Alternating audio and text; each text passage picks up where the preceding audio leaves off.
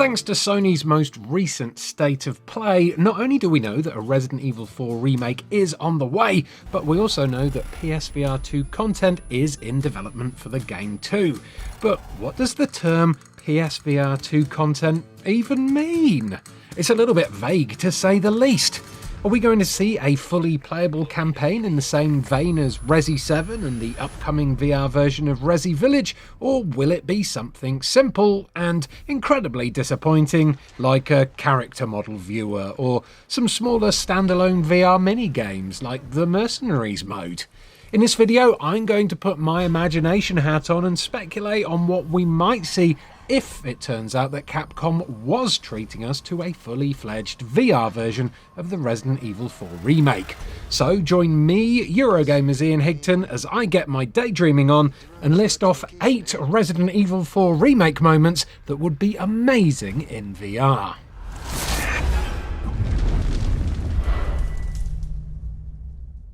The first hour of the original Resi 4 is iconic. The sense of quiet unease and trepidation as Leon makes his first steps towards the village, that early meeting with the Ganado in the hut that quickly turns deadly, and then the panicked, poop-yourself-inducing journey through twisting passages full of traps and terrors as Leon moves towards an epic climax where rabid villagers attack him en masse.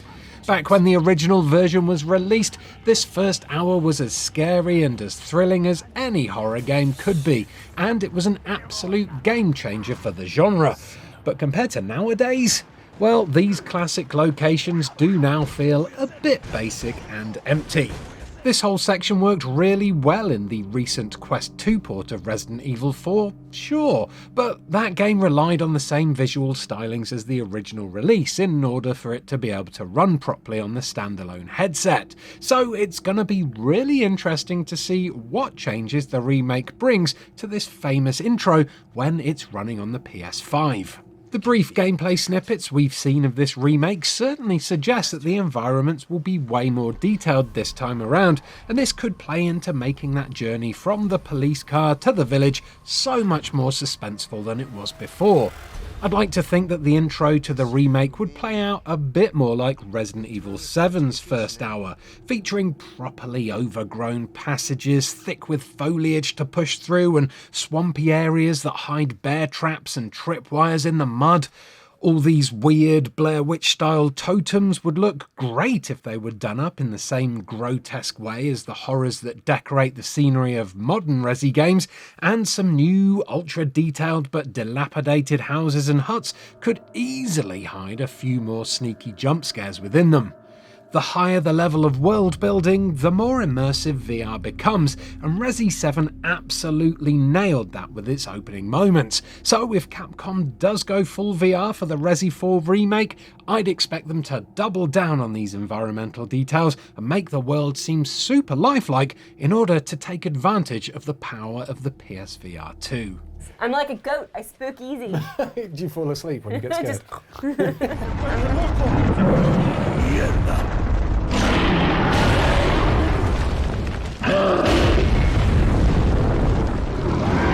If we look at past Resi remakes, chances are high that a lot of the cool Resident Evil 4 set pieces we know and love from the original version will either be reworked, shuffled around a bit, or maybe even removed completely due to them not fitting into whatever new vibe Capcom is going for.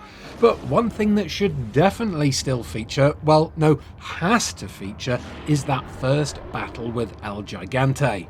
There are 3 El Gigantes in the game, but that initial battle is by far the most unforgettable, and in the remake, this beast is bound to be way scarier than it was before. And why do I say that? Well, in Capcom's Resi 4 Remake showcase, we were told that the game's main enemies, the Ganado, have all been redesigned for the game. So it stands to reason that El Gigante would have been redesigned too, probably to look bigger, slimier, angrier, toothier, and way more intimidating than he was before. This first battle is still pretty thrilling in the Quest 2 port of Resi 4 mind, but the retro graphics and the light brown colour palette does dampen the scares quite a bit. So it stands to reason that a fully current gen version of this encounter piped directly into your eyeballs via a PSVR 2 should have the potential to make even the toughest of gamers do a little whimper as they see the new and improved El Gigante towering above them.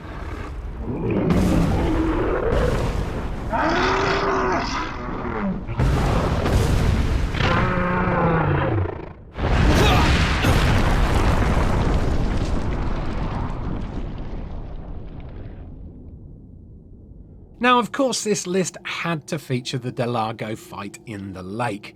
Leon's harpoon battle against this massive mutated salamander is classic bonkers Resident Evil boss fight shenanigans, and the fact that this comes out of nowhere with no build-up just makes it all the more memorable. In the Quest 2 version, this fight was rather clumsily handled as it stayed as true as possible to the original vision, so hopefully it'll get reworked a bit for the remake in order to make the fast-paced boating combat a bit easier to stomach. You'd start off slowly sailing along on the nice calm water, but then maybe something rocks the boat a bit. You'd physically lean over to look into the water, and thanks to the depth VR brings, you could see through that murky liquid just as a humongous shadow slides past you underneath the surface. We're talking the possibility of bottom-of-the-gut primal fear in the lead up to this fight, especially if Capcom has reworked the Delago's design to make it look a little bit less like a swollen tadpole. And of course, the remake has to include that bit where you shoot the lake. The results of doing that were enough of a shock when experienced through the Quest 2's potato vision, but in current gen, with the potential of PSVR 2's visuals cooking your retina, well, you're almost going to be able to feel the Delago's teeth sink into your own skin as its gaping maw chomps down on Leon. Fuck! Okay, that was massive. Oh no. Oh god, no. Oh god. Oh god, no. One of the most memorable moments for me in Resident Evil 7 VR was the boss fight with mutated Marguerite, due to the close confines of the battle and the intensity of having such a grotesque enemy shoved right up in my face.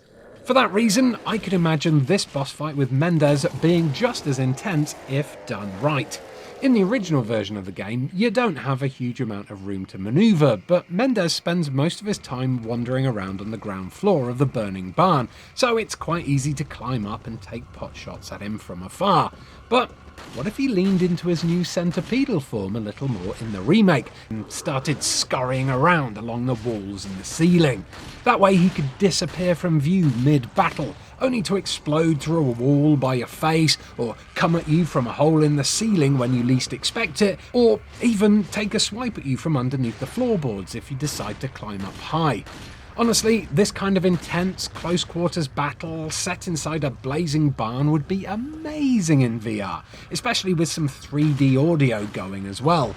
That way you could get really immersed in the space as you hear roaring flames surround you, the crackling and creaking wood below you, and the horrible little scratchy noises that Mendez's creepy centipede legs would make as he's crawling around on the ceiling, trying to surprise you with a bite to the back of the head.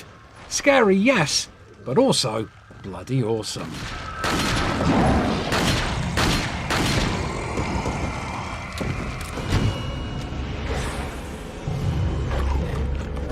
The Verdugo monsters seem really out of place in Resident Evil 4. Their character design is much more like a bootleg xenomorph than something that fits in with the rest of the game's visuals, and this makes me wonder if they'll either be completely redesigned for the remake or just cut for copyright reasons. It'll be a crying shame if they are though, because running away from those terrors inside the damp metallic corridors of the castle sewers would be intensely scary, but at the same time utterly awesome in VR. Think of it a bit like Alien Isolation meets Resident Evil in a landscape that looks a bit like Silent Hill, but instead of watching it on a flat screen, you're really there, hearing the Verdugo skittering around in the walls and the ceilings above you before it drops down in front of you when you least expect it.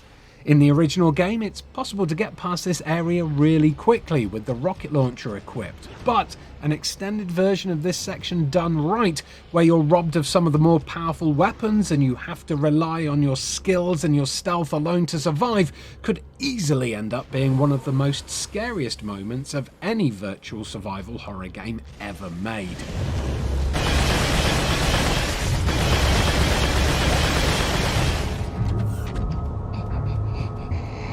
Regenerator? I barely know her, but I do know these regenerating douchebags. Resi 4's regenerators are some of the scariest enemies in the game due to how relentless they are when you first meet them. Thankfully, however, Leon soon finds a thermal scope for his rifle that allows him to see their weak spots. It's a great moment because you can finally fight back against them. You stop feeling afraid and begin to feel empowered. But this scene was robbed of its magnificence slightly in the Quest VR port due to the fact that the gameplay goes 2D when you aim down the scope. In fact, it doesn't just go 2D, your entire view goes black with just a little circle in the centre of the screen acting as the sights. It's such an unwieldy, ugly way to do things, and although I can see why the technical limitations of the Quest 2 would have put paid to a fully working scope, it does pull the immersion rug right out from under your feet. But how could this pan out if the full game ends up being playable on PSVR 2? Well, I'd hope that the power of the PS5 would enable any scoped weapons in the VR version of the Resi 4 remake to work like actual real-life scoped weapons, rather than just slapping a flat, clunky aiming mechanic onto your face like the Quest port does. You see, actually being able to lift up a gun and aim down real sights is one of the coolest things you can do in VR, and if Capcom can take the time to get this right and program in some actual working scopes onto their gun models, it'll make popping these pricks in VR an utterly delightful and incredibly immersive experience. Yes, we sure did. Get on the thing. Hang on, sweetheart.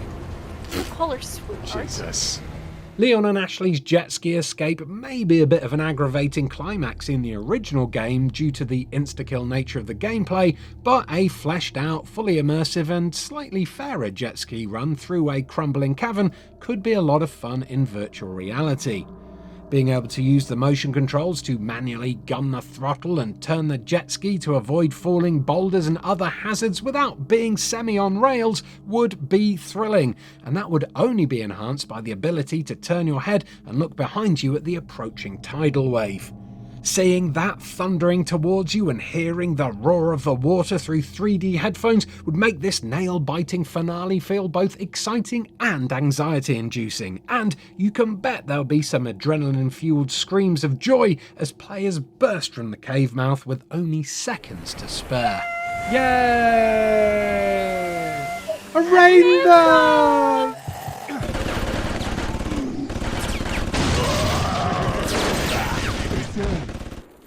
Leon, I'm sorry, but I can't be seen with you. Something that the Quest 2 port of Resi 4 was sorely missing were the two Ada Wong missions, the Separate Ways campaign and the Assignment Ada minigame. A VR version of Ada Wong was eventually made playable in the Quest 2's newly added Mercenaries mode, but Resi fans were nevertheless disappointed at the omission of these two missions, especially considering they've appeared in basically every other version of the game so far. So, could these side missions appear in the Resident Evil 4 remake? Well, there's no news either way for now, but at a guess, I'd like to imagine Capcom adding parts of these into the full game in order to flesh the runtime out a bit. If this was the case, and the full game does turn out to be playable in VR, then being able to step into Ada Wong's stilettos will be a dream come true for a lot of people. And besides, if anything's going to convince Eva to play more virtual reality stuff with me, a fully playable VR Ada Wong is going to be the thing that does it. Once you get out.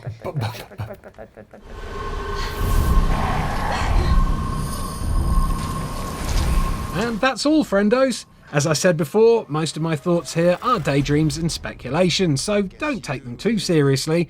But is there anything specific that you're looking forward to re-experiencing when the Resident Evil 4 remake comes out, be it in flat or in virtual reality? Let us know in the comments below. Like and subscribe for the inevitable Resi 4 remake coverage as soon as we get more details, and do have a wonderful day. Goodbye. It begins now.